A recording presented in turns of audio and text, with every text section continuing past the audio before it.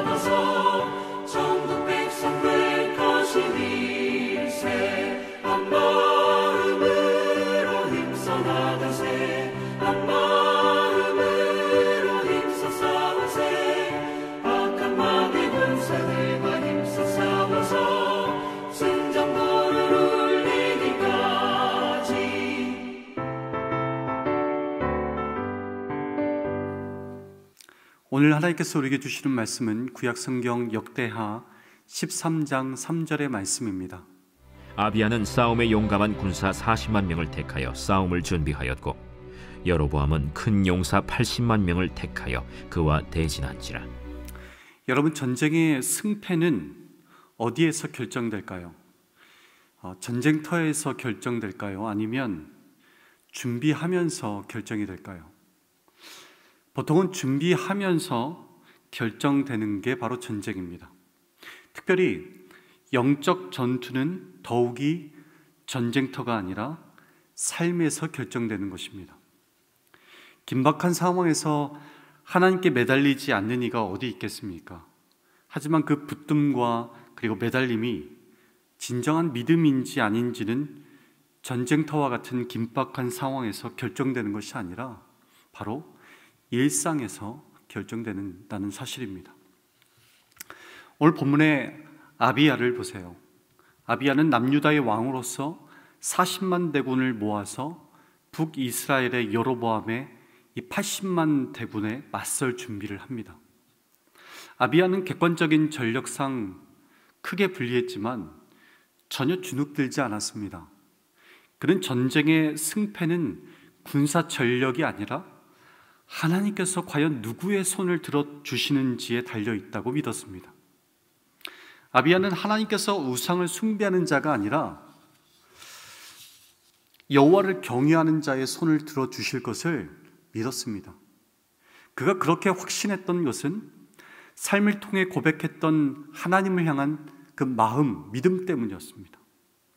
북이스라엘의 여로보암이 우상을 섬기고 뇌물로 제사장을 세우는 동안에 아비야는 율법대로 아론의 후손들로 제사장을 세워 날마다 정해진 대로 우상이 아니라 하나님 앞에 예배했습니다. 아비야는 문제가 있을 때만 하나님 앞에 나아가서 엎드리는 것이 아니라 삶 자체가 예배였습니다. 언제나 하나님의 말씀대로 하나님 앞에 서 있었던 사람이 바로 아비야였습니다.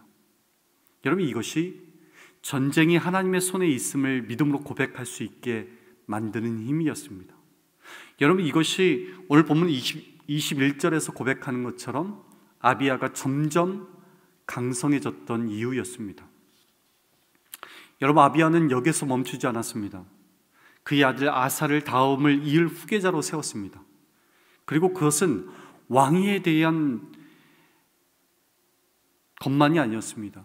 본인이 일평생 하나님을 신뢰하며 하나님을 의지하며 살아갔던 것처럼 그의 아들 역시도 믿음의 후계자가 되어서 하나님을 신뢰하게 만들었습니다. 여러분, 그 결과가 무엇이었습니까? 르호보암 때부터 끊이지 않았던 전쟁이 멈추고 10년 동안 평화의 시기를 구가하게 만들었습니다. 사랑하는 여러분, 하나님을 향한 믿음이 나의 고백으로만 끝나서는 안 됩니다. 나를 넘어서 내 자녀들이 그 믿음의 고백을 동일하게 할 수 있도록 어렵고 힘들 때만 하나님 앞에 엎드리는 것이 아니라 언제나 삶이 예배가 되도록 가르쳐야 합니다. 하나님이 내 편이 되어 주시기를 구하기에 앞서서 우리가 먼저 하나님 편에 서야 될 줄 믿습니다. 그렇게 할 때 정말로 하나님이 내 편이 되시고 하나님이 사랑하는 자녀의 편이 되어 주셔서 우리가 감당해야 할 전쟁이 내게 속한 전쟁이 아니라 하나님께 속한 전쟁이 되어서 그 삶을 하나님이 앞서 이끌어 가실 겁니다.